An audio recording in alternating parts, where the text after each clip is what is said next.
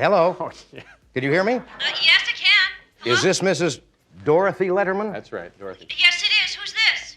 Are you the mother of David Letterman who does Late Night on NBC?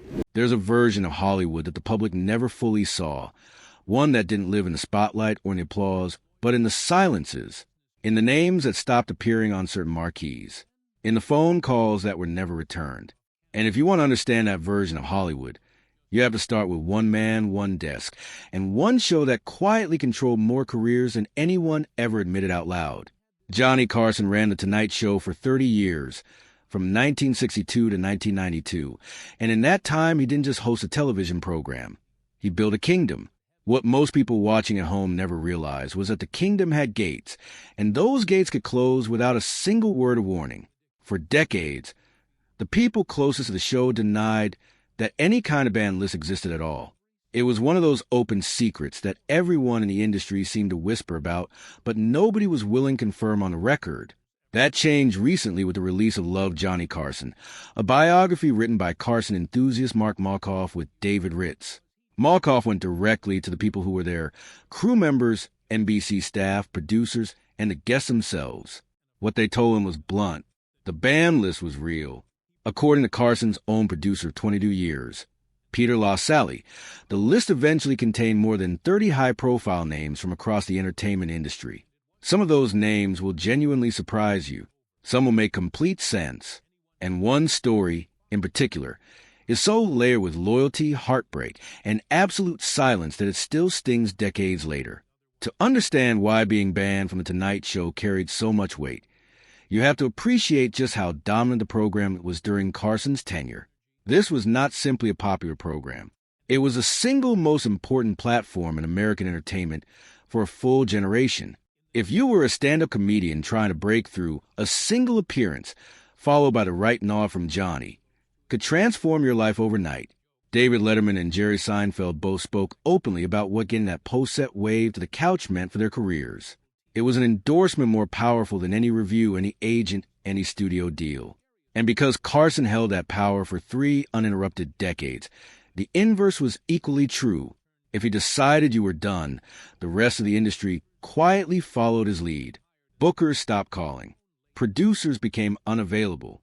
The machine just moved on, and you were left standing outside of it.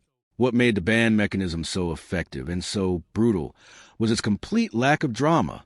Nobody received a formal letter. There were no angry confrontations broadcast to the public. No press releases announcing a falling out. People simply stopped being invited back. And if you asked around, you got a shrug and a quiet, you know how it is, for the people on the receiving end of that silence. It was devastating in a way that was hard to articulate, because there was nothing to push back against. You couldn't fight a door that nobody admitted was closed. The most emotionally complicated story on that list, and the one that defined what a Carson band truly meant, is the story of Joan Rivers. It is a story that begins with genuine warmth and ends with silence that lasted nearly 20 years, right up until the day Carson died. Rivers first appeared on The Tonight Show in 1965 as a last-minute substitution, and she charmed both the host and the audience so completely that Carson looked directly into the camera and told America that they were going to be hearing a lot from this woman. That one sentence changed everything. Rivers had been grinding in clubs and struggling for recognition at a time when female comedians were largely invisible in the industry. Carson not only gave her a platform, he became her champion. Over the following 2 decades, she appeared on the show more than 100 times, both as a guest and as Carson's permanent guest host during his absences. Then came 1986, and a decision that ended everything. Fox was launching as a brand new network and came to Rivers with an offer that was, by any measure, historic. $10 million to host her own late-night show, making her the first woman ever to helm a major late-night broadcast program. Rivers, according to reporting from Biography.com and multiple contemporaneous accounts, was also privately aware of something that made the decision more urgent. A confidential NBC memo had leaked, and it listed roughly 10 possible successors to Carson in the event of his retirement. Rivers, who had been his most trusted on-air surrogate for years, was not on that list. She understood clearly that NBC had no real plans for her future, so she took the Fox deal. What happened next is where the story fractures. Rivers, in her own account published in The Hollywood Reporter, said that the first call she made was to Johnny, but that he hung up on her. According to Mark Malkoff's biography, however, the sequence was slightly different. Rivers had actively declined to tell Carson about the new show in advance, despite being urged to do so by people around her. It ultimately fell to NBC President Brandon Tartikoff to break the news to Carson directly. That distinction mattered enormously to Carson. In his world, loyalty was not a vague, sentimental concept. It was a specific, actionable thing. And to find out that his most trusted on-air partner had been negotiating a competing show without ever coming to him directly from the network president, no less, was not just a surprise. It felt to Carson like a calculated betrayal. He hung up the phone and never spoke to her again. Not once. Rivers wrote letters. She tried to reach out through mutual contacts. She said in interviews over the years that she would have done anything to fix what had broken between them. None of it worked. Carson's silence was total and absolute. He didn't just cut her from his show. He made it known that anyone who appeared on The Late Show starring Joan Rivers on Fox would not be welcome on his couch either. That informal boycott made it nearly impossible for Rivers to book celebrity guests, and combined with early resistance from local affiliates, her show struggled badly with ratings. She was fired less than 9 months after the premiere. 3 months after that, her husband and producer Edgar Rosenberg died by suicide. She had lost her mentor, her show, and her husband in less than a year. Joan Rivers did not return to The Tonight Show at all during the remainder of Carson's tenure, nor during the subsequent years under Jay Leno or Conan O'Brien. She finally came back on February 17, 2014, when Jimmy Fallon welcomed her to the new Tonight Show on its very first night, by which point Carson had been dead for 9 years. When he passed away in January 2005, Rivers spoke publicly about his death and revealed the full weight of what she had carried for nearly 2 decades. She had lost, she said, the most important professional relationship of her life. And the cruelest part was that it ended without resolution. The silence outlasted Carson himself. But Joan Rivers was far from the only name on that list, and the reasons behind some of the other bands revealed particular texture of Carson's standards and sensitivities. Dana Carvey had been performing his Johnny Carson impression on Saturday Night Live since the late 1980s, and while Carson was never particularly thrilled about it, he continued having Carvey on the show as a guest anyway. What finally crossed the line was a 1990 sketch in which Carvey portrayed Carson as out of touch and out of step, chatting awkwardly with Arsenio Hall while appearing confused and behind the times. According to Jeff Sotzing, a producer on the show who spoke to Malkoff, Carson found the impression deeply unflattering and said flatly, "I don't talk like that. I don't use those expressions." After that sketch aired, Carvey was permanently banned from appearing on Tonight. Carson even addressed it in a monologue, though without naming the show, saying only that he and his sidekick Ed McMahon were getting old and becoming forgetful. The humor was dry. The message was not. Ellen DeGeneres has her own chapter in this story, and it is one of the more unusual entries because her ban came not from any public confrontation, but from a private act of defiance.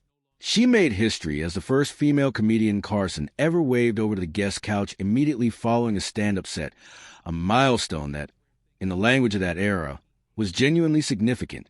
She returned for 2 more appearances, but during her third in May 1987, she performed material that Carson had explicitly told her beforehand not to use. The show's publicist Charlie Barrett, who spoke to Malkoff, described being in the green room afterward when producer confronted DeGeneres directly in front of the staff, pointing at her and saying he had told her not to do that material. She looked embarrassed. She was not invited back during the remainder of Carson's tenure. Carl Sagan's story is perhaps the most quietly poignant on the list. Sagan had appeared on The Tonight Show at least 24 times, building what seemed like a genuine friendship with Carson over the years. In January 1986, the two were discussing Halley's Comet when Sagan corrected Carson, twice, during the conversation. Carson, according to Malkoff's account, smiled through it and covered the moment gracefully on camera. But internally, he felt the sting of being publicly corrected, and despite his genuine respect for Sagan's work, he made sure the astrophysicist was never invited back. 24 appearances, a years-long relationship, and 2 factual corrections. That was enough to close the door. Jay Leno's entry on the list carries its own irony, given that he would ultimately succeed Carson as host of The Tonight Show. Leno was banned after his 5th appearance in 1978 because, simply put, the audience response was flat. Carson was exacting about what worked on his stage, and Leno's performance that night didn't clear the bar. What is remarkable is that the man Carson deemed insufficiently funny in 1978 was handed the keys to the entire franchise when Carson retired in 1992. William Shatner found himself on the wrong side of the desk in 1983 for what Malkoff describes as violating several unwritten rules of the show at once, speaking in long, unbroken monologues without pausing, and at one point turning his back on Carson entirely. Shatner, who later told USA Today that Carson would simply get a hate-on for people and decide they were finished, was able to return to the show only when guest hosts were sitting in. The list also included Barbra Streisand, who canceled a scheduled appearance at the last minute in 1975, a move that earned her a permanent place among the uninvited. Orson Welles, one of Carson's genuine idols, lost his standing after planning audience members to assist in a mentalist routine during a guest hosting appearance, a deception that Carson, as an accomplished amateur magician himself, found particularly offensive. Uri Geller, the self-described psychic illusionist, was someone Carson reportedly despised for claiming his tricks were the product of genuine paranormal ability. Carson, who understood stage magic from the inside out, had no patience for performers who presented manufactured effects as supernatural truth. What unifies all of these stories is something simpler and more human than any single grievance. Carson valued control above almost everything else. Control of his stage, control of his format, control of the dynamic between host and guest. The show had a rhythm, and he was the keeper of it. When someone disrupted that rhythm, by surprising him, correcting him, defying his explicit instructions, or going around him on something he considered personal, the response was the same every time. Not a confrontation, not a public statement, just silence, cold, complete, and final. William Shatner put it plainly. Carson would decide, and once he decided, that was it. The full weight of what that silence meant to careers and the lives only becomes clear when you step back and look at the era in its entirety. The Tonight Show was not one platform among many. For 3 decades, it was a platform, the place where American culture checked on itself every evening before bed. Carson didn't just host that conversation, he curated it.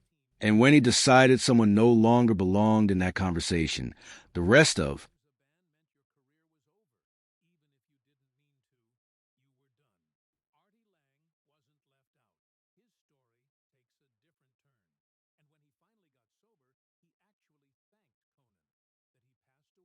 the industry, out of deference or out of caution or simply out of habit, tended to agree. The result was that a quiet decision made behind the scenes of a talk show could redirect the entire trajectory of a career, sometimes permanently. Carson retired in May 1992 and immediately disappeared into privacy in a way that was almost theatrical in its completeness. He moved to Malibu, declined interviews, stopped attending industry events, and spent his final years largely removed from the world he had shaped. He passed away in January 2005 from emphysema, the result of decades of smoking. He left behind no memoir, gave no final interviews, offered no public accounting of the choices he had made. The silence that had been his most powerful professional tool became, in the end, the defining feature of his private life as well. The legacy he left is real and complicated in equal measure. His blueprint for late-night television, the monologue, the desk, the couch, the band, the rhythm of it all, is still in use today by every host working in that format. His instinct for timing, for the pause, for the moment when a joke lands exactly where it needs to, has never really been improved upon. But the other side of that legacy, the one that Mark Malkoff's biography has now documented carefully and with the testimony of people who lived it, is a reminder that the power to make careers and the power to end them are often held by the same hand, and that the most lasting forms of punishment are not the ones delivered loudly. They are the ones delivered in silence, with a smile still on and the cameras still rolling.